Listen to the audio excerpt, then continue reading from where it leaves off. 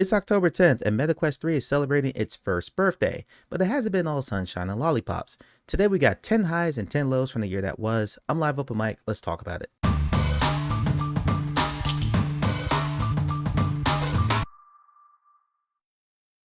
I got to say this out the gate, I love my Quest 3. I'm very happy with it, it's my daily driver, and frankly I don't really have a need to use another headset, even though I have 6 other headsets in my house.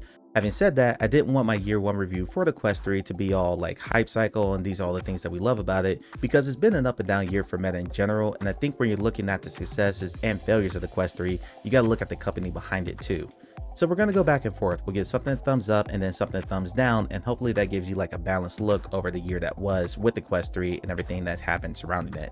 Giving the thumbs up to the Quest 3 visual upgrades. So most people don't realize this, but when you got a Quest 2, almost every single game that was released prior to the Quest 2 on the Quest 1 did not get a visual update for Quest 2. So even though there was more compute power, there was higher resolution, most developers weren't upscaling their games from the Quest 1 build, to the point where we're still playing some Quest 1 builds on Quest 3 right now. Now fast forward to the Quest 3 and we've seen a rash of developers take as much advantage of the Quest 3's increased power as possible. There have been over 100 games that have had some sort of Quest 3 enhancement, whether it's like mixed reality or for this topic, visual enhancements. For my money, the biggest update was Skydance and Saints and Sinners Chapter 1, but you gotta understand that that game was actually built for Quest 1, so they brought it from Quest 1 to Quest 3, and the difference is absolutely night and day.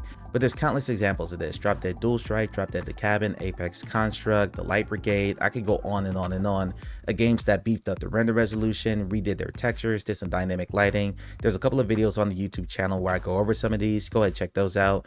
In general, it's been fantastic to see so many developers take advantage of the Quest 3's increased power, because my first thumbs down is the lack of Quest 3 exclusives. Meta owns 9 different studios, wait, I'm sorry, my bad, 8 different studios, we'll talk about that other one in a minute.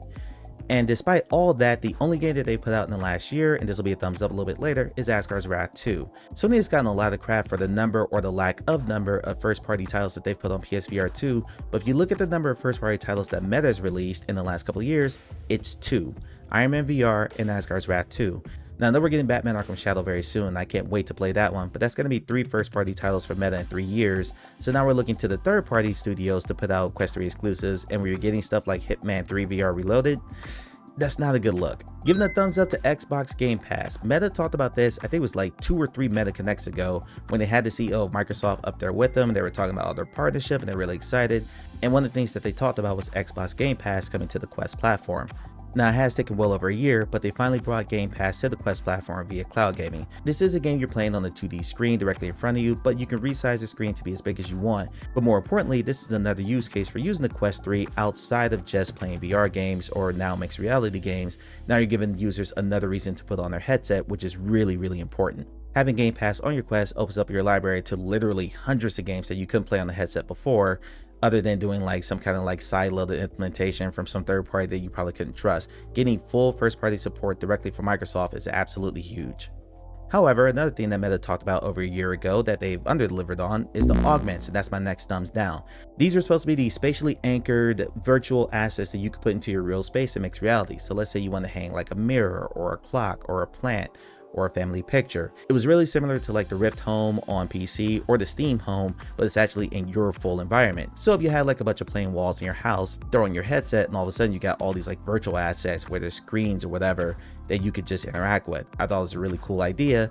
But unfortunately, this project got put on the shelf because according to CTO Andrew Bosworth, the Augments project was not up to snuff for what they wanted out of it. I am glad that they delayed this because it wasn't really up to their standards, but this is another thing that they spent a lot of time talking about over the course of Meta Connect last year that isn't going to happen, and there's another one of these later on. Giving a massive thumbs up to the release of Asgard's Wrath 2. This is my favorite VR game ever. I was someone who played dungeon crawlers and RPGs when I was a kid. The Legend of Zelda is my favorite franchise of all time, but you don't get games of that scale in VR very often. Before this game came out, my favorite VR game was Asgard's Wrath 1. I love dungeon crawlers, I love big action RPGs like this, I love full leveling systems and companions and interactable characters. I'm so tired of playing games where you're literally just walking around by yourself and there's some character interacting with you over the radio. I've grown tired of like wiggle physics, hack and slash combat, and I'm really tired of the amount of like shooters and zombies that happen in VR, and a lot of VR games tend to be on the shorter side compared to their flat screen counterparts. Asgard's Wrath 2 was a massive game. It took me over 80 hours to do the full campaign, And they've been doing cosmic events every month or so, which basically gives you another reason to go back into the game, because these don't just relate to the Uncharted Rifts, the roguelite portion. It sends you back out into the main world of the main campaign because there are missions and other things you have to do there. Some of it amounts to fetch quests, but it's another reason to get back into what is my favorite game. I love this game, massive thumbs up. On the flip side, I'm gonna give a thumbs down to some of the big IP busts we've seen lately. There's been some flat screen games ported to VR and some pretty big IPs that came to VR, even dating back to before Quest 3 came out. But in the last year, there was like Bulletstorm VR came out, and that was an absolute mess. They put out a whole trailer basically apologizing for how bad the game was at launch. We already talked about Hitman 3 VR Reloaded, but we gotta come back to that because even the people who defend that game say, yeah, it's really ugly, and yeah, there's only button interactions, and it's really janky, and there's some bugs, and there's some like game crashing bugs, and you fall through the floor, but it's still Hitman VR, it's really good. And to me, they're just huffing copium. The game wasn't good, and the developer behind the game, XR Games, has now laid off 70 plus people after that game was a massive flop. Then there was Stranger Things, which was, I'm not gonna say it was a flop, but the opinion on it was so divided that you might as well call it that, because there were some people who absolutely loved it and some people who thought it was trash. And then there's Attack on Titan VR, another game that was teased well over a year ago. Well, that game got released in early access, and it was just the first like 2 levels of the game where you're just swinging around and killing giants. Graphically, it didn't look great. Like I said, it's an early access release. It only cost $5, so people would take a flyer on it because it was pretty cheap. But again, that's like IP after IP coming into VR and for one reason or another not measuring up. Smallands Survive the Wilds was another one that was a letdown. Terra Alia, which I should have a review for that pretty soon, was another one that I wasn't really super happy with. There has been some good. Tropico was pretty good. I just played Exploding Kittens, that one's fine. Medieval Dynasty New Settlement was pretty good. But when you're talking about like bigger name franchises, again, like Hitman, like Stranger Things, those coming into VR and basically being duds isn't a good look. Big thumbs up to the HDMI capture card integration, meaning that this isn't just like Game Pass where you're just using cloud computing. No, now you can plug your console directly into your headset and play your PlayStation, your Nintendo Switch, your Xbox within your Quest headset on a massive screen.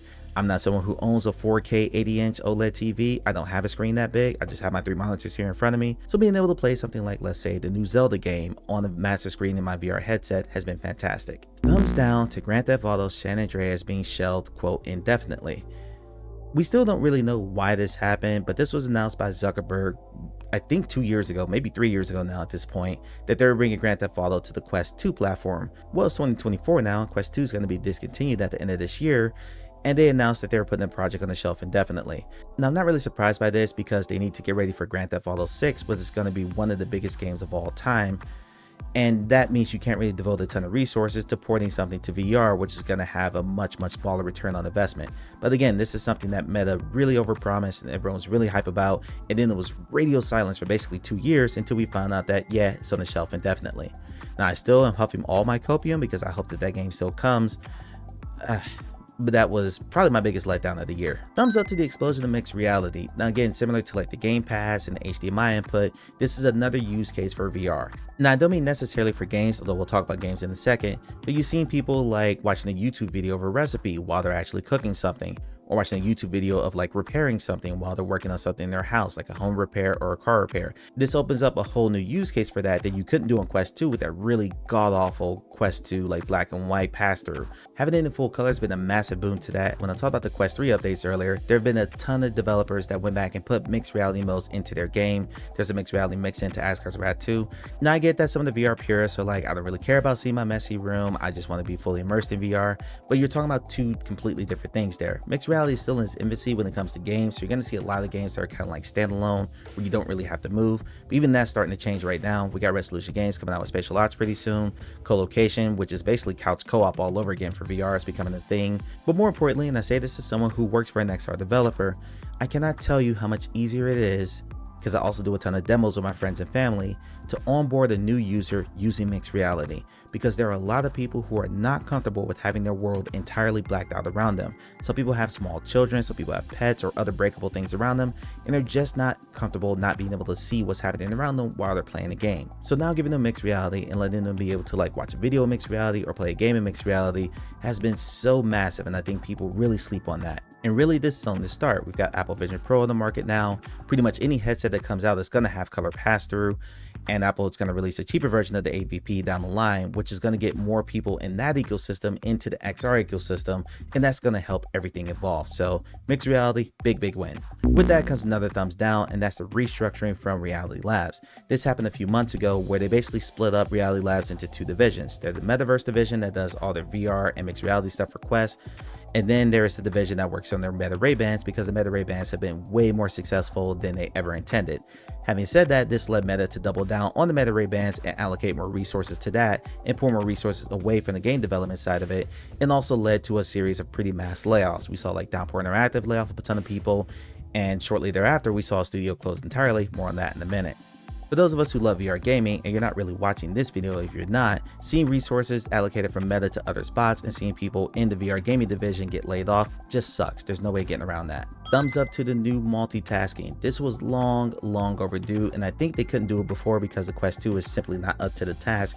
Even if you use the Quest Pro, you could feel that headset really start to chug when it got too many windows or too much activity happening on the screen. But now with Quest 3, you can have multiple windows open, and more importantly, you can have a window open inside an immersive game. Meaning, like for me, as someone who streams on Twitch, I can actually pin my Twitch chat in the game while I'm actually playing the game. I don't have to pause the game or deal with text-to-speech or my old method, which was like my phone on my arm using a runner's armband. Now the chat is directly in the headset, and that's been fantastic. Let's say you're playing a co-op game where you don't constantly have to be moving, like let's say Demeo for instance. That was the example that Upload VR used. You can have another flat game going on in the background that's ported into remote desktop. You can have like a video that you're watching when it's not your turn. This was Apple Vision Pro's biggest claim to fame, that you could do multiple things at the same time and range your windows and yada. Whereas on the Quest, you can only have one window open at a time, and this was limited into like the multitasking aspect. Apple Vision Pro really shone the spotlight on how important this became, because we're all multitaskers by nature at this point. Just by virtue of the smartphones that all of us have in our pockets, we're always doing like one or two things at once, if not more than that. But when you're in a VR game on Quest, you can only be doing one thing because you have to be immersed in that game and you couldn't open another window. So something as simple as being able to just watch a video or have a document pulled up, maybe a guide if you're stuck in the spot, just being able to do that inside the headset. It seems small, but it's a big deal. Thumbs down to all the studio layoffs and closures. I've talked about this multiple times because frankly, there's been no shortage of these, and not all of this falls at Meta's foot, but the big one is Ready at Dawn. Those are the makers of Lone Echo, Lone Echo 2, and Echo VR. And Echo VR was shut down back in 2023. You hate to see this in general because that's a lot of really talented people that are suddenly looking for jobs. There's someone I know from a Discord I'm in from Wiimote Games, or formerly Wiimote Games. They're the ones who made Micro Machines, which admittedly flopped, and Battle Bows, which actually was a pretty decent game. Well, since Wiimote Games shut down, that person could not find another job within XR, and they had to find a job outside the industry altogether. That stinks, and there's going to be a ton of examples like that of people just leaving the industry altogether, and that's a lot of talent walking away from this ecosystem for one reason or another. In terms of developers who have actually published games on Quest, you got Wiimote Games, just talked about them. You have Archiac, they made Journey to Foundation and Freediver Triton Down. And of course, again, Ready at Dawn. And that's one of the studios that Meta owns, which is why I joked earlier that it's 9 studios. No, wait, it's 8 studios, because Ready at Dawn is no more. Ready at Dawn has not put out a game since Lone Echo 2, and that was a PCVR exclusive on Rift that wasn't even on Quest. Point of fact, the only game that Ready at Dawn ever put on the Quest platform was Echo VR, and that was shut down in mid-2023. So that's multiple years of a studio shutting down their biggest success, not putting out any other new games, and then just closing their doors entirely. It's a crappy situation. Beyond that, you saw VR Chat have a bunch of layoffs. You saw, I talked earlier about XR Games laying off 70 plus employees. And even if you take it outside the Quest ecosystem, go over to Sony with PSVR 2, they shut down London Studio. They're the ones who made Blood and Truth for PSVR 1, a game that never got ported to PSVR 2. And then you look at First Contact Entertainment, they were the makers of Firewall Ultra and Firewall Zero Hour. Well, they shut down soon after Firewall Ultra released, claiming basically a lack of adoption in the industry as a whole.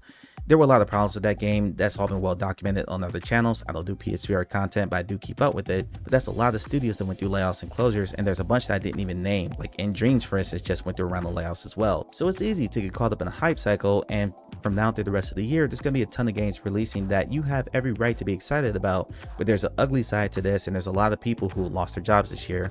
and there's no getting around it. That's a massive thumbs down.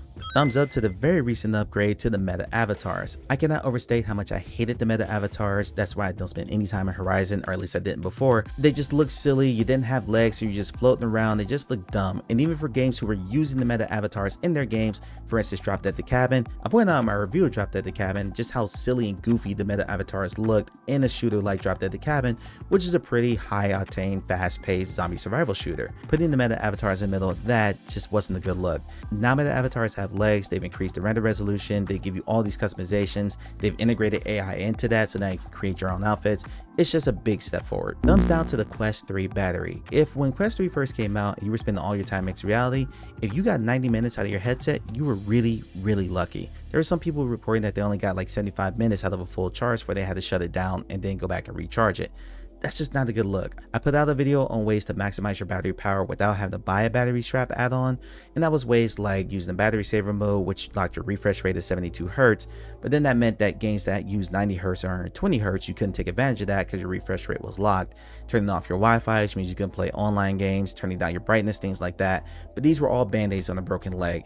The power drain for Quest 3 is double that of Quest 2, so even though that new chip is super powerful and is doing a lot more, because of like color pass-through and the depth sensor and the increased compute power from the new chip, Quest 3's battery life just wasn't good. Now they have improved that over time, but man, it was rough. It also created a mad scramble among all the third-party vendors like Kiwi and Bobo and Anapro and Zyber, who all of a sudden had to release bigger batteries because the batteries that they were using for Quest 2 straps were cutting the mustard. These things were getting drained in like 30 minutes flat because the power drain on Quest 3 was so bad. And even now a year later, if you're not using all the tips and tricks I talked about in that YouTube video, you're not getting 2 hours out of your headset. And even now I have friends who are getting Quest 3s and they're saying, yeah, this is fantastic. I love the pass-through, the pancake lenses are great. But when I went to go watch a movie, for instance, I had to go plug in halfway through because my Quest battery was dying, and then that charger cord is not long enough, so I had to like crick my head. It's just a mess. I was really hoping that with all the advancements in technology, we were going to get a bigger, more capacity battery, and technically we actually did. The Quest battery has more capacity than the Quest 2, but the increased compute of the Quest 3 balanced it out to where you're actually going to get probably 10 to 15 more minutes of a full charge on the Quest 2 than you would the Quest 3. Thumbs up the Quest 3's travel mode. You ever try to use your Quest in the car or an airplane, for instance? Maybe you want to take your headset so you can like watch a video or watch like a movie on a big screen while you're on the flight. Because the Quest uses inside out tracking, there's a whole bunch of technical stuff I won't get into, but basically if you're in a moving vehicle, whether it's like a boat, a plane, or a car, the Quest tracking would go absolutely haywire and stuff would start floating away, and it's really disorienting. It could actually get people sick. Travel mode takes care of this, so like when I was a kid and I would be on road trips, I would just play my Game Boy all the time and play stuff like Tetris and Mario on the little handheld compute device. Now I could take my Quest and do the exact same thing. That wasn't possible when Quest 3 launched, and again, this is something else that Apple Vision Pro, this was one of their claims to fame when that headset first came out. So bringing travel mode to the Quest platform just opens up another use case, and that's another reason to put the headset on. Giving the big down to the Quest 3 battery Elite strap. This is old news now, but when Quest 3 first came out and the Elite battery strap first came out at a price tag of over $100, this wasn't like the same problem that third-party vendors had where the battery wasn't good enough. No, this battery was fine. The issue was there was some kind of problem with the firmware where basically the battery was not actually sending power to the Quest. So if you spent $130 on this Elite strap and plugged it into your Quest thinking you're going to get another hour or two of battery life, that wasn't the case. It was still dying in like 90 minutes, and your battery on the strap itself will be completely full, but your Quest will be dead. This was a pretty big mess. Meta had to pull the battery strap off the store entirely and couldn't sell them anymore for a while. They had to do RMAs for all the people who bought battery straps and replace them with units that were actually working. I warned people about this in a ton of other videos where I straight up said we don't know what we don't know, because there are landmines to every single piece of new technology that comes out, but we weren't going to know that because it's the company's job not to tell us what's wrong with it, but tell us what's right with it. There was no way anyone could have predicted that their officially licensed battery strap, the one that costs over $100, was just not going to work. Thumbs up to the pass-through update that came in version 66. Before this happened, there was a lot of talk about like the warping and the distortion that happened with the Quest 3 color pass-through, even though most people were pretty happy about it. And then there was hype before Quest 3 dropped about people saying that they were able to like read their screens clearly and read their phones clearly. And then people like me got our headsets, and I didn't even use my headset until that night when I was live on Twitch, so everyone saw my first impressions. One of the first things I did was pick up and try to look at my phone, and I couldn't read a single thing. In V66, you have to talk to someone a lot smarter than me about how they pulled this off, but somehow they improved the pass-through to the point where I don't have to take off my headset to read my screens. I can read my phone very clearly, so all I gotta do is go in the pass-through real quick to grab a drink of water, read my phone, respond to a text message, read something on my screen if I'm doing the live stream, and then double tap the headset back again, and I'm back in VR. Now, this isn't something new because Meta's done a really good job. I'm gonna give them a lot of credit for this, of like iterating and adding and updating their software and adding more features to their headsets over time. If you look at what Quest 1 and Quest 2 were when they first released compared to where they were at the end of their life cycles, it's like night and day in terms of what you can do in those headsets. Quest 1 is an example that released in May of 2019, and when it first came out, the only thing you could play on it were the 50 or so games that launched when that headset first came out. It did not have backwards compatibility with the Oculus Go that came a few months later, so if you had a Go library, you couldn't touch any of your games on your Quest 1, and it didn't have PC VR capability, so if you had the Steam VR library, you couldn't even do that either. That came a few months later that fall. And then the same thing for Quest 2 and for Quest 3. Now there's features on the Quest 3 that I haven't even talked about that they've rolled out over the last year. For instance, being able to use an external USB mic. I have a review coming for the Lavalier Mop Mic version 2 that'll be on the channel very soon. I've had one for a while, I've been testing it. But then every headset generation, there's been like add-ons and features that happen over the life cycle of the headset. Quest 3's been no exception. Just going through this list, they've added so much to that. Thumbs down, probably my biggest thumb down, to the rebranding of the Quest store to the Meta Horizon store, and then merging it with App Lab and making the already really problematic storefront so much worse. I cannot stand how bad the now Horizon store is. It is almost impossible to properly search for a game at this point. They don't have proper filters set up, so unlike Steam where you can filter it down to, I want to have an action game that's just single player from this developer, you can't do that. You can't look up what developers have made which games. You have to rely on Google for that. It was already, in my opinion, the worst storefront in gaming, let alone VR gaming, because Steam, for all of Steam's problems, and I could just spend a whole video talking about my problems with the Steam store, the Quest store is so much worse because Steam at least lets you search properly. You can use Steam filters to narrow it down to, I want a game under this price range that has horror and it's just single player, just as a for instance. You can't do that on the Quest store. The filtering and the sorting is absolutely abysmal. It makes discoverability on that store so much more difficult than it needs to be. And that was before they merged App Lab into it. So every single week, on top of all the releases on the quote main store, now you're getting at least one new Gorilla Tag clone every single week, and they all look terrible. A big up to the improvements they made to the Quest Developer Hub. Now this is something that is probably more content creator specific, but in terms of getting like information out to all of you watching this video, making Quest content has been a bit of a pain when you compare it to PCVR, because PCVR, your PC is doing most of the work. With Quest, because of a bunch of different reasons, just because of like the power of the chip, because you don't have DisplayPort pass through, just getting content recorded correctly or live streamed correctly becomes an exercise in friction because you're having to jump through a bunch of hoops to do this. They introduced cinematic mode where you get this really wide FOV. There's a whole bunch of like new recording options, and it gave us as content creators a lot more flexibility over what we can actually do with the Quest headset, and it made making content for this headset and this ecosystem a whole lot easier. And a thumbs down to the rebrand of, just like the store, the Meta Quest Horizon app. This thing, just like the store, is an absolute mess. So Meta rebranded their app to basically transform it from a storefront to the first page of it basically looks like a TikTok feed, where there's a whole bunch of like content creator stuff, and here's some Horizon World stuff to check out. And interspersed in there, every now and then you might get a developer update from a new post or a notification that they put out there. With that came what I call App Lab level search capability. By that I mean that if you did not spell the name of your game exactly, that includes punctuation marks. So if you search like Batman Arkham Shadow but you don't put the colon in, there's a chance you don't get Batman Arkham Shadow in your search results, and that's super frustrating. They moved where everything was, so if you want to like redeem a game code, that's in a different spot now. If you want to look up your friends, that's in a different spot now. It was just super confusing for seemingly no reason whatsoever. It made an app that was at least somewhat more useful than the desktop version, now arguably worse than the desktop version, because now you have to sort through all the Horizon World stuff before you can get to looking for your actual games in your library to figure out if you want to buy something new. That app really feels like a work in progress, because it feels like Meta is trying to create their own version of like the Google Play Store or the Apple App Store, but in the process of doing this, they're going through a ton of growing pains, and that app is just a massive headache. So that was all the highs and lows of the first year of Quest 3. If you think I missed something, let me know down in the comments. Hit me up on Next. I'm at Live Open Mic over there. Also catch me on Twitch, Live Open Mic. I stream VR there a couple days a week. Thanks, and I'll see you on the next one.